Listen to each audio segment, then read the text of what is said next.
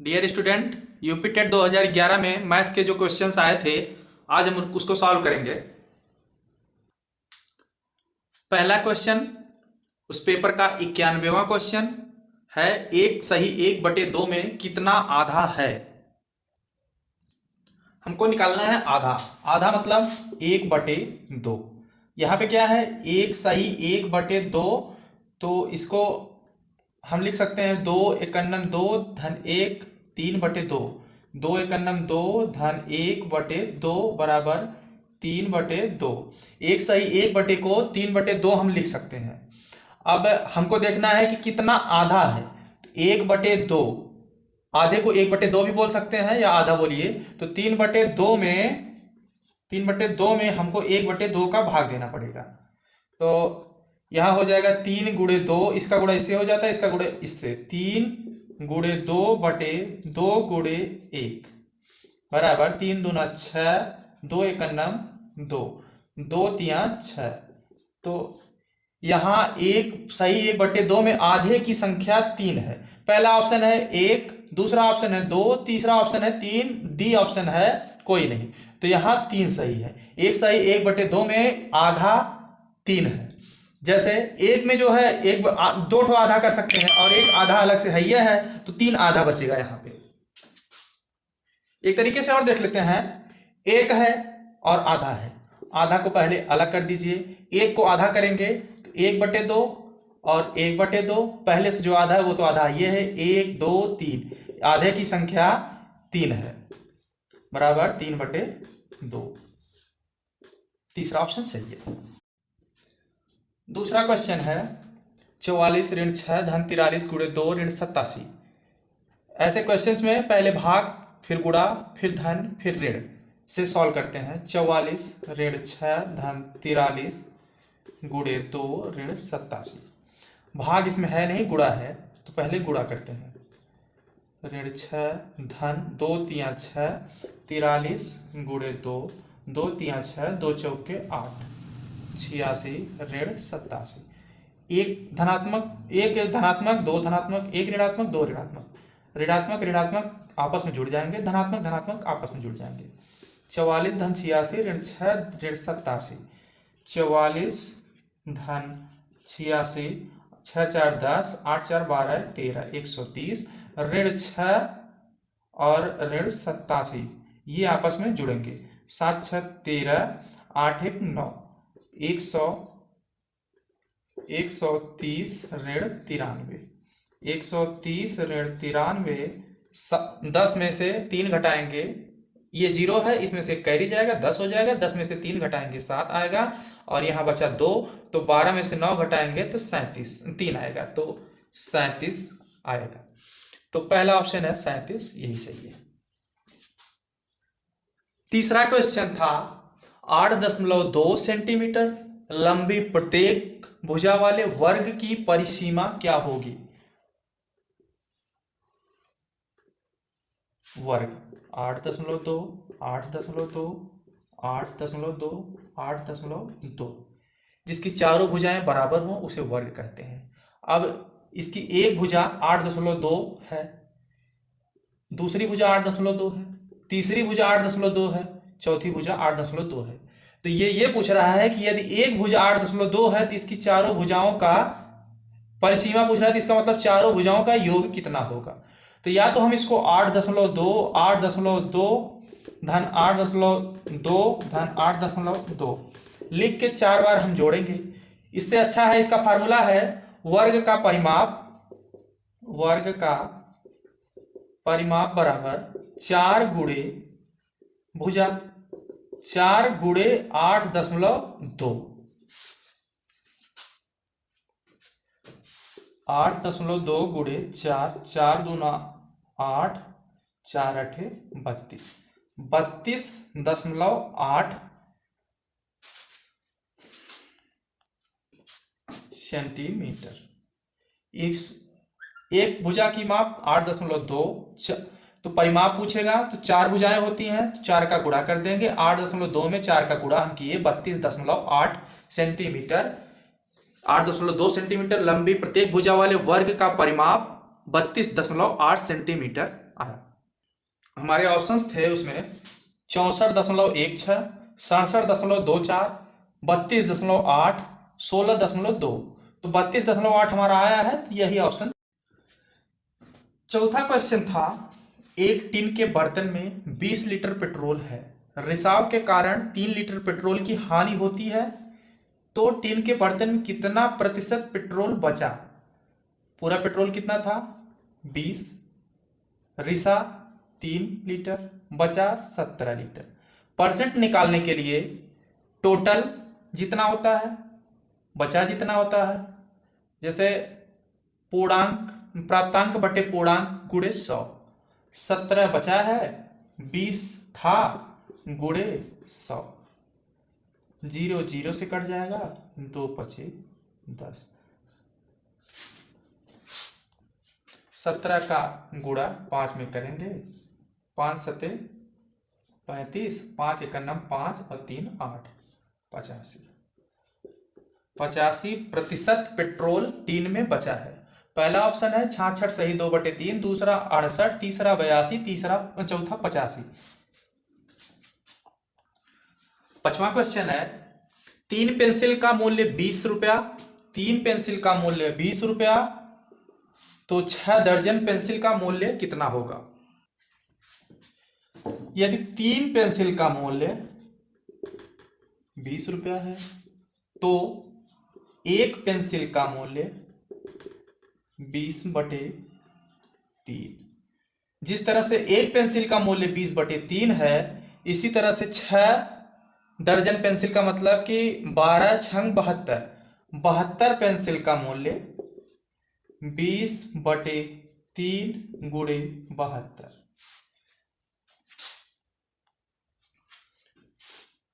3 दूना 6, बचा 1, 3 चौक 12, 20 गुणे 24 पेंसिल, 24 गुणे 20, 0 0, 2 चौके 8, 2 दूना 4, 480। 72 पेंसिल अर्थात 6 दर्जन पेंसिल का मूल्य 480 आएगा। सी ऑप्शन यह सही होगा। यूपीटेट 2011 में छठवां क्वेश्चन था, 9 ट्राईसाइकिल में कितने पहिए होंगे? सबसे पहले ट्राईसाइकिल क्या होता है? ट्राईसाइकिल मतलब 3 पहिए वाली साइकिल। तो एक साइकिल में 3 पहिया है, तो 9 साइकिल में पहिया 3 गुणे 9, 27। बी ऑप्शन सही रहा। 7वां क्वेश्चन था, 10 सही 1/2 मीटर लंबी रस्सी में 4 सही 5/8 मीटर काट देने पर शेष रस्सी की लंबाई। तो शेष रस्सी की लंबाई, टोटल रस्सी की लंबाई 10 सही 1/2 माइनस 4 सही 5/8, 2 दहम 20, 21/2 ऋण 8 चौक 32, 5 37/8। 8 और 2 का लघुत्तम समापवर्ती निकालेंगे। हमने आपको ट्रिक बताया था, दो संख्याओं में जो बड़ी वाली संख्या होगी वह लघुत्तम समापवर्ती होगी या उसका गुणज होगा। 2 और 8 में 8 2 से भी कट रहा है, 8 से भी कट रहा है, तो यहां लघुत्तम समापवर्ती 8 होगा।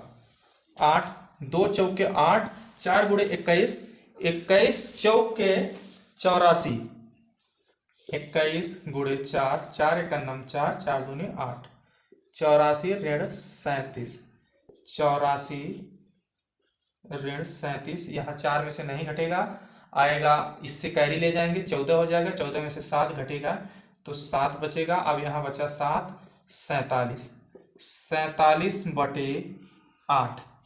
अब 47 में 8 का भाग देंगे, 47/8, 8 छंग 48, तो 8 बचे 40, 48 तो ज़्यादा हो जा रहा है, 8 बचे 40, 7। तो यहाँ इसको हम लिखेंगे 5 सही 7/8। 5 सही 7/8।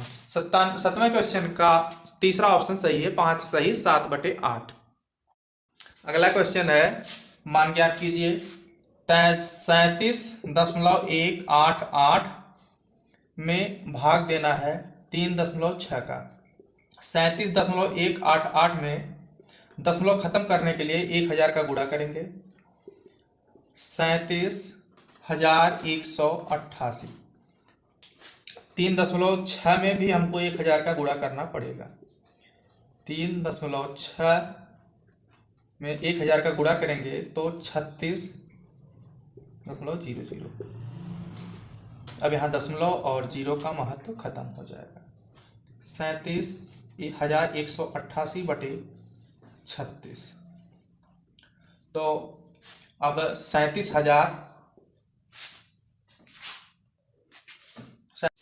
37,188 में हम 3600 से भाग देते हैं तो 3600/1118 बचेगा। 8 उतारने के लिए जीरो लगा के 8 उतार लेंगे। 1188 में भी 3600 का भाग नहीं जाएगा तो दशमलव बढ़ाएंगे, एक जीरो और उतारेंगे तो 11,880 में 3600 से भाग देने के लिए 3 बार गुणा करेंगे तो 3600 गुणे 3 करेंगे तो 10,800 आएगा। तो 1800 1080 इसी तरह से 10.333 आता रहेगा।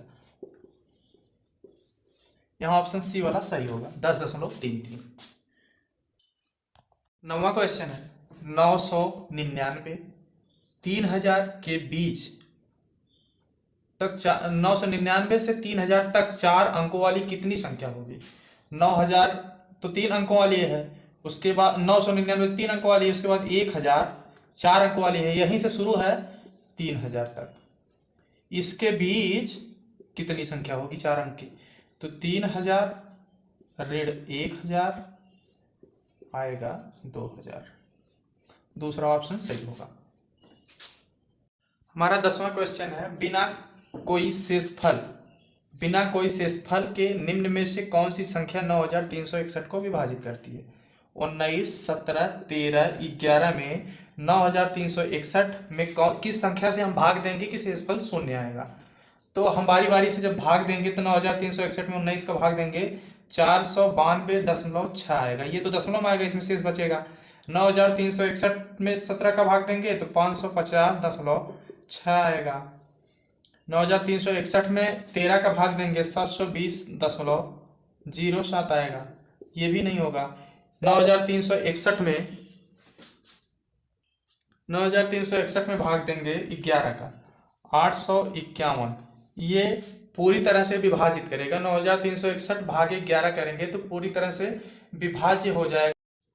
सवाल है, एक आयताकार टंकी की लंबाई 6 मीटर, चौड़ाई 2.4 मीटर और गहराई 1 मीटर। टंकी आधी भरी है तो जल का आयतन कितना होगा। जल का आयतन ज्ञात करना है, टंकी में आधा जल भरा हुआ है। पहले हम टंकी का आयतन निकालेंगे। टंकी का आयतन निकालने के लिए लंबाई 6 मीटर, टंकी का आयतन बराबर लंबाई गुणे चौड़ाई गुणे ऊंचाई। लंबाई 6 मीटर, चौड़ाई 2.4 मीटर गुणे ऊंचाई 1 मीटर बराबर 6 का गुणा 2.4 में करेंगे। 2.4 गुणे 6, 6 चौके 24 के 4, 6 दूनी 12, 12 2 14, 14.4 गुणे 1 मीटर और 2 मीटर गुणा होके मीटर स्क्वायर हो गए, गुणे 1 मीटर। 14.4 में 1 का गुणा करेंगे 14.4 ही आएगा, लेकिन मीटर स्क्वायर गुणे मीटर तो यहाँ मीटर क्यूब हो जाएगा। आयतन, टंकी का आयतन निकालेंगे तो 1 मीटर इसमें रहेगा, 1 मीटर इसमें, 1 मीटर इसमें, मीटर क्यूब आएगा और लंबाई गुणे चौड़ाई गुणे ऊंचाई। अब क्या है, टंकी का ये आयतन हो गया। पानी कितना भरा है, आधा, तो पानी के आयतन के लिए टंकी का आयतन जो है उसको हम 2 से भाग दे देंगे। 14.4 मीटर, 14.4 में 2 का भाग देंगे, 14.4 में 2 से भाग देंगे, 2 सते 14 कट गया। अब बचा दशमलव, दशमलव को रख के फिर 2 यहाँ 4 उतारेंगे, फिर 2 दूना 4 कट गया। 7.2 मीटर क्यूब पानी का आयतन होगा, जिसमें कि डी सही है। अगला क्वेश्चन था, दो समांतर रेखाओं के बीच की दूरी घटती है, बढ़ती है, बराबर रहती है, घट या बढ़ सकती है। समांतर रेखाएं किसे कहते हैं? समांतर रेखा की परिभाषा यही है कि ऐसी दो रेखाएं जिनकी दूरी अनंत तक समान रहे। ये दोनों रेखाओं की बीच की दूरी चाहे जहां आप नापेंगे अनंत तक समान रहेगी। तो घटती है नहीं, बढ़ती है नहीं, बराबर रहती है। दो समांतर रेखाओं के बीच की दूरी हमेशा बराबर रहती है, तो सी ऑप्शन सही रहेगा। 270 अंश माप का कोण उदाहरण है। न्यून कोण 90 से छोटे कोण को न्यून कोण कहते हैं। 90 अंश के कोण को समकोण कहते हैं। 90 से 180 अंश के कोण को अधिक कोण कहते हैं। 180 या उससे बड़े 180 अंश के कोण को ऋजु या सरल कोण कहते हैं। ऋजु या सरल कोण कहते हैं। और 180 अंश से बड़े कोण को 180 अंश से बड़े कोण को बृहद कोण या परिवर्ती कोण कहते हैं। बृहद या परिवर्ती कोण। अब 270 180 अंश से बड़े कोणों में है तो उसको बृहद या परिवर्ती कोण कहेंगे। 270 अंश माप का कोण उदाहरण है एक परिवर्ती कोण का। 104 नंबर का क्वेश्चन है, 108 तथा 144 का लघुत्तम समापवर्त क्या होगा? 108 144 2 पचे 10, 2 चौके 8, 2 सते 14, 2 दूना 4, 2 दूना 4, 2 सते 14, 2 तिया 6, 2 छंग 12, 2 18 में 36, 2 9 18, 3 9 27, 3 तिरिक्का 9, 3 तिरिक्का 9, 3 इक्का 3, 2 दूना 4, दूना 8, दूनी 16, 16 तिया 48, 48, 48, फिर 3 तिरिक्का 9, 48 गुणे 9, 9 8 72 के 2, 9 चौक 36, 36 और 7 43, 432। 108 और 144 का लघुत्तम समापवर्त 432 होगा। सवाल है, एक त्रिभुज की भुजाओं का माप 5 सेंटीमीटर, 12 सेंटीमीटर, 13 सेंटीमीटर है तो त्रिभुज का प्रकार क्या होगा? फार्मूला है कि पहली सबसे छोटी भुजा का स्क्वायर, फिर उससे बड़ी भुजा का स्क्वायर बराबर सबसे बड़ी भुजा का स्क्वायर। ए स्क्वायर प्लस बी स्क्वायर बराबर सी स्क्वायर। 5 का स्क्वायर प्लस 12 का स्क्वायर इक्वल टू 13 स्क्वायर। 5 का स्क्वायर 25 प्लस 144 प्लस 169। 144 और 125 को ऐड करेंगे,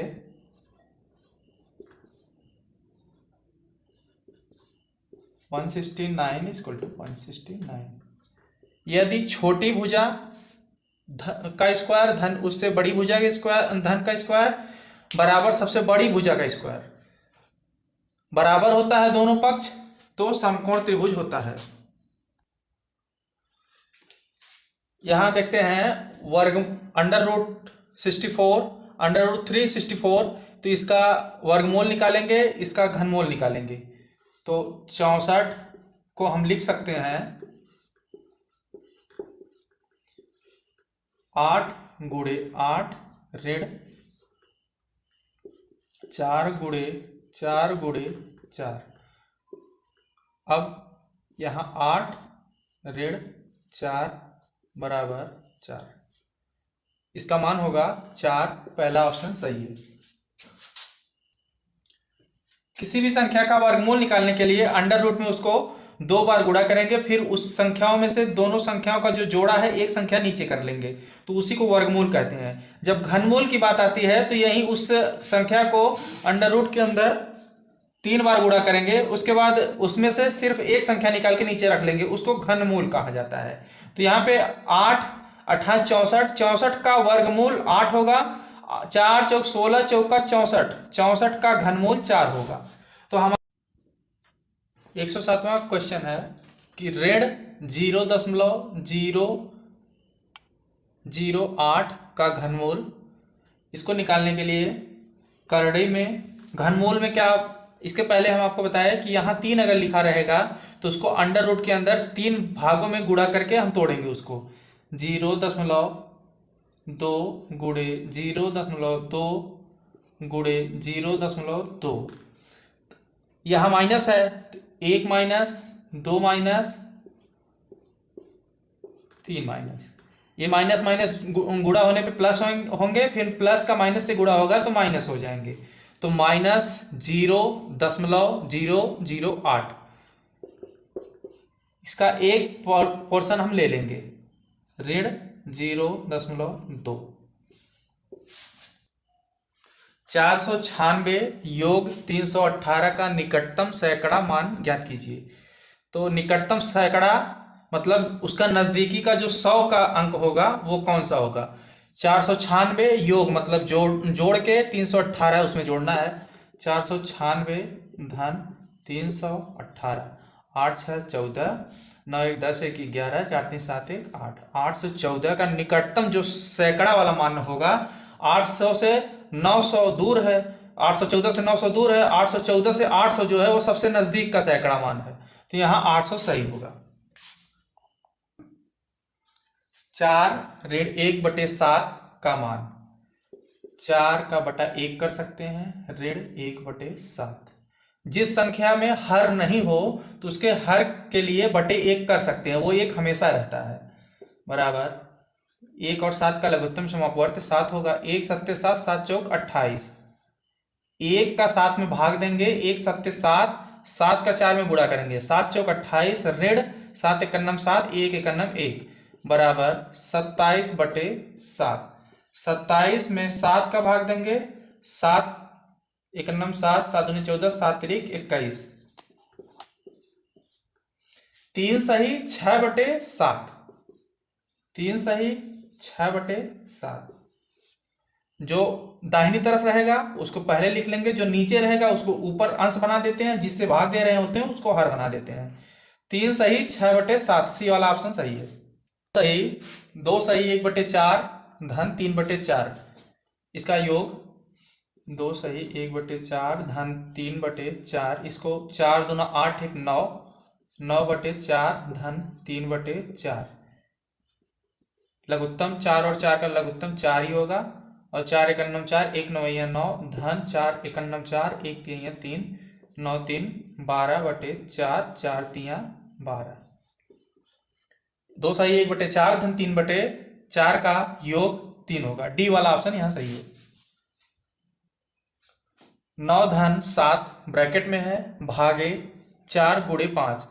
हमारा एक फार्मूला है कि पहले भाग फिर गुणा फिर जोड़ फिर घटाओ, अगर उसमें ब्रैकेट आता है तो सबसे पहले ब्रैकेट तोड़ते हैं, तो यहाँ ब्रैकेट सबसे पहले आ रहा है, तो 9 और 7 को जोड़ देंगे, 16 भागे 4 गुणे 5, 16/4 गुणे 5, 4 चौक 16, 4 गुणे 5 बराबर 20, यहाँ सी वाला ऑप्शन सही है।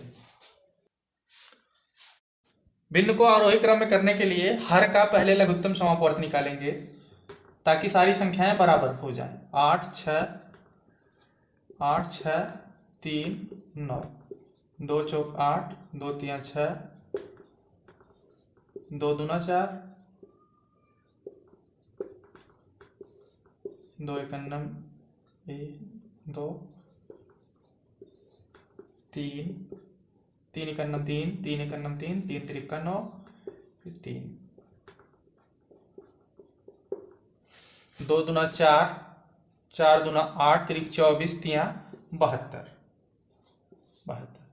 8 को 72 में भाग देंगे, 8 का 72 में भाग देंगे 9 9 का गुणा 3 में करेंगे 27, फिर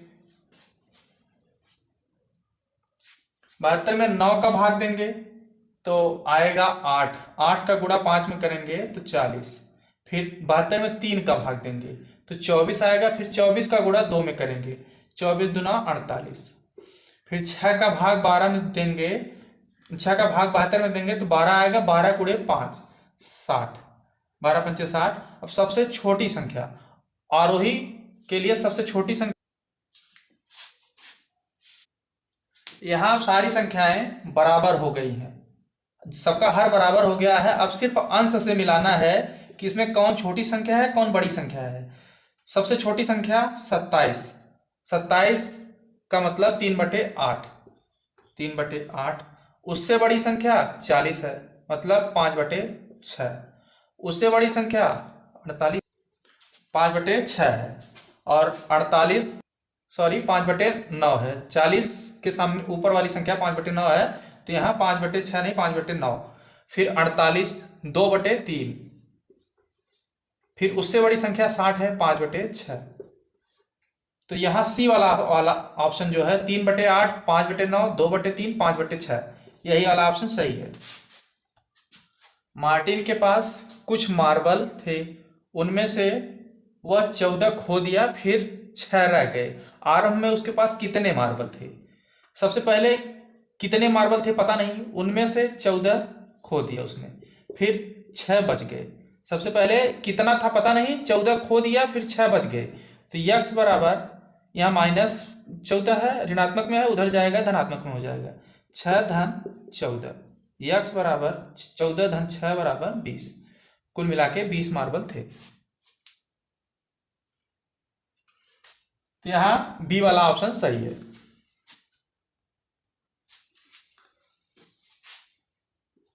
एक बटे 3 धन 7/9 भागे कोष्टक में 7/10 गुणे 4 एकम 4 1 5/4, 5 एकम 5, 5 दूना 10, और 1/3 धन 7/9। भाग जो है उसको जब भाग रहता है तो पलट देते हैं, भागे 7/4 दूना 8, 1/3 धन 7/9 गुणे 8/7, 7 7 से कट जाएगा, 1/3 धन 8/9, 8 एकम 8, और यहाँ 9 है, यहाँ 1 बचेगा, 9 एकम 9, 9 3 3 9, 3 3 9, 3 एकम 3 धन 9 एकम 9, और 1 का गुणा 8 में करेंगे 8, 8 3 11/9, 11/9 को हम लिख सकते हैं 11 भागे 9, 9 एकम 9/2, 1 सही 2/9, 1 सही 2/9, बी वाला ऑप्शन सही है। 2.6 गुणे 0.91, 1 6 का 6, 1 2 यहाँ 2, 9 6 54, 9 दूना 18, 5 23, 6 4 2 6 3 2, 1 2 3, 3 अंक पे दशमलव लगेगा, 2.366, पहला सही है। 4 अंकों की बृहत्तम तथा न्यूनतम संख्याओं का योग। 4 अंकों की सबसे बड़ी संख्या 9999, सबसे छोटी संख्या 1000, दोनों का योग निकालना है, 9 9 9 9 1 10, 10,999। 4 अंकों की सबसे बड़ी संख्या 9999, सबसे छोटी संख्या 1000, दोनों का योग पूछा है तो 10,999। पहला ऑप्शन गलत है, दूसरा गलत है, तीसरा सही है। 9,999 4 अंकों की सबसे बड़ी संख्या क्यों है? क्योंकि इसमें एक ज्यों जोड़ेंगे ये 5 अंक की सबसे छोटी संख्या बन जाएगी। तो इसलिए 4 अंकों की सबसे बड़ी संख्या यही मानी जाएगी। और ये 4 अंकों की सबसे छोटी संख्या क्यों है? क्योंकि इसमें अगर एक घटाएंगे ये तुरंत 3 अंकों की सबसे बड़ी संख्या बन जाएगी। तो इस वजह से जब छोटी से छोटी संख्या पूछी जाए तो एक और उतना जीरो लगा के उस संख्या को पूरा कर लेते हैं, और सबसे बड़ी से बड़ी संख्या पूछी जाए तो उतनी बार 9 लिख देते हैं। शुरू में तापक्रम 18 अंश सेल्सियस बढ़ता है, फिर 23 अंश सेल्सियस प्रारंभिक तापक्रम 27 अंश हो तो अंतिम तापक्रम कितना होगा? पहले 18 अंश सेल्सियस बढ़ता है, फिर 23 अंश सेल्सियस शुरू में तापक्रम 18 अंश सेल्सियस बढ़ता है, फिर 23 अंश सेल्सियस घटता है, आरंभिक तापक्रम 27 अंश सेल्सियस। अब इसको हम सॉल्व कर लेते हैं, जोड़ लेते हैं 27 और 18, 8 7 15, 2 1 3 1 4, 45 अंश सेल्सियस ऋण 23 अंश सेल्सियस बराबर 22 अंश सेल्सियस। यहाँ ए वाला ऑप्शन सही है।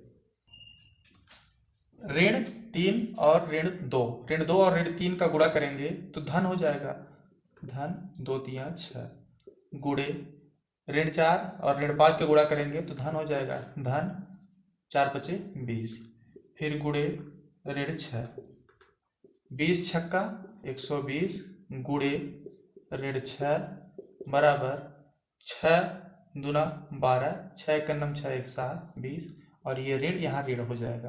तो तीसरा वाला ऑप्शन सही है, ऋण 720। 8 किग्रा 350 ग्राम 350 ग्राम, ऋण में से 3 किग्रा और 178 ग्राम को घटाइए। 3.178, 8 2 10, 7 इसमें से एक कैरी गया था 10 हुआ, 10 में से 8 घटाएंगे 2 आएगा, फिर ये 4 बचा है इसमें से एक कैरी जाएगा 7, फिर ये बचा 2 में से एक घटाएंगे 1 दशमलव, फिर यहाँ 5 यहाँ 8 में से 3 घटाएंगे 5 बचेगा, 5.172 किग्रा या 5 किग्रा 172 या 172 ग्राम। तो ये वाला ऑप्शन सही है। 3.5 सेंटीमीटर व्यास वाले वृत्त की परिधि, ये वृत्त है, ये त्रिज्या है और ये व्यास है। व्यास 3.5, वृत्त की परिधि बराबर सूत्र है 2 पाई r, परिधि बराबर 2 पाई r, 2 गुणे पाई का मान होता है 22/7 गुणे r, मतलब त्रिज्या। हमको व्यास पता है, व्यास 3.5 है तो उसकी त्रिज्या आधी होती है, 3.5/2। अब 2 से काट देंगे, 3.5 का दुगना होगा तो 7 हो जाएगा, 2 हो जाएगा, 2 से 22 को काट देंगे 11 आएगा, 11 सेंटीमीटर। तो बी वाला ऑप्शन यहाँ सही होगा। प्लीज़ हमारे चैनल को लाइक, सब्सक्राइब और कमेंट जरूर किया करें।